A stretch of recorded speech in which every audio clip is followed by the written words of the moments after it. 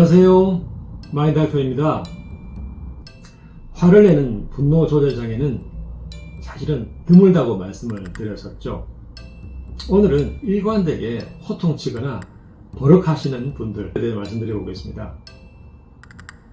대개 이런 경우는 중년 이상의 남성들, 또 권위적이고 독선적인 모습이라 말을 듣는 분들입니다. 모두가 아는 모습은 오래된 드라마죠. 사랑이 뭐길래, 대발의 아버지, 또 거침없이 하이킥, 원작 할아버지, 아주 전형적인 모습이라고 할 수 있습니다.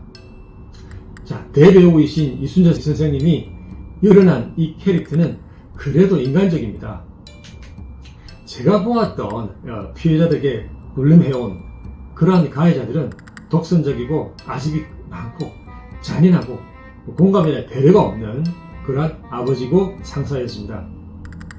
이 중 소시오패스에 해당되는 분들이 많았어요. 센 척하는 남자, 도플장군, 이런 분들이 사실은 겁이 많은 분들이라면 믿어지십니까? 소리를 꽤 지르고 신중하지 못하며 처신이 가볍고 버럭 화를 잘 내는 아저씨들입니다. 이 양반들은 그 속에는, 그 마음에는 불안과 공포가 있다고 말씀드립니다. 제가 많이 만나보았고 또 심리검사를 통해 확인을 하며 그렇구나 깨달았습니다.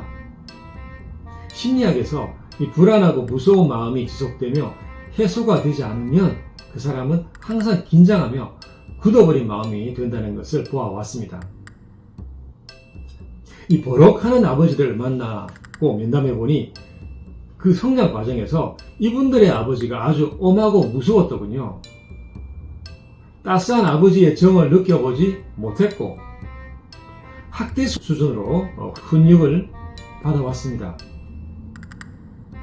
아버지가 귀가하는 시간만 되면 숨어버리고 싶다고 했어요.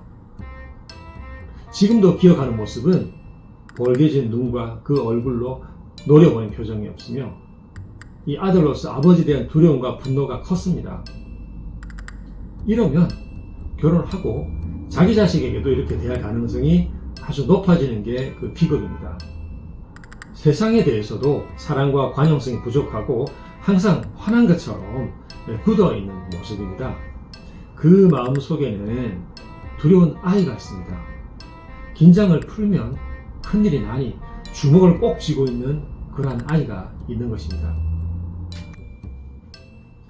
음양 오행으로 보면 자주 놀라면 간이 쪼그라듭니다.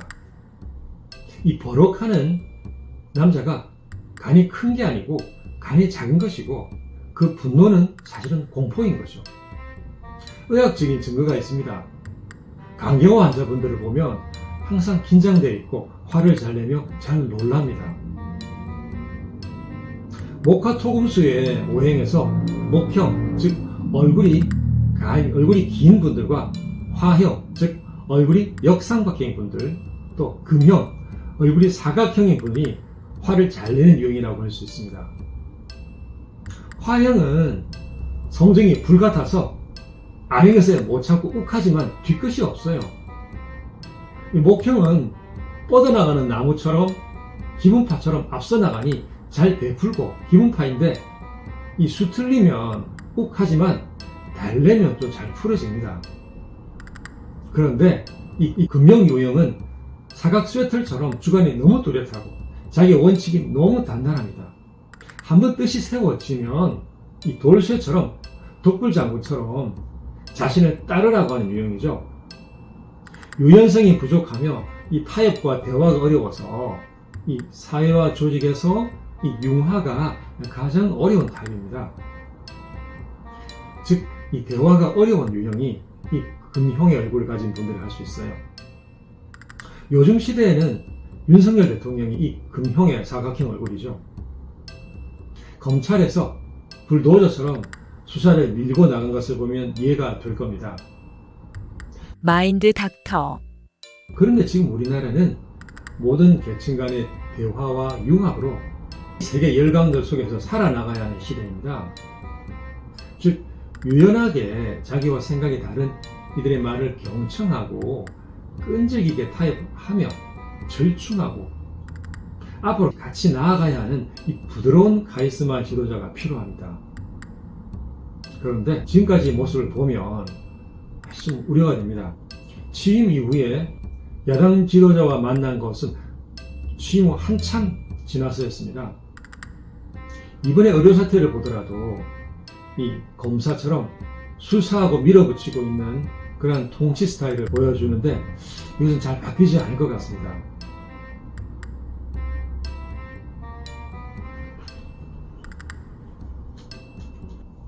제가 대선 당시 신문 칼럼을 통해서 우려했던 것이 현실로 나타나고 있어서 참담합니다.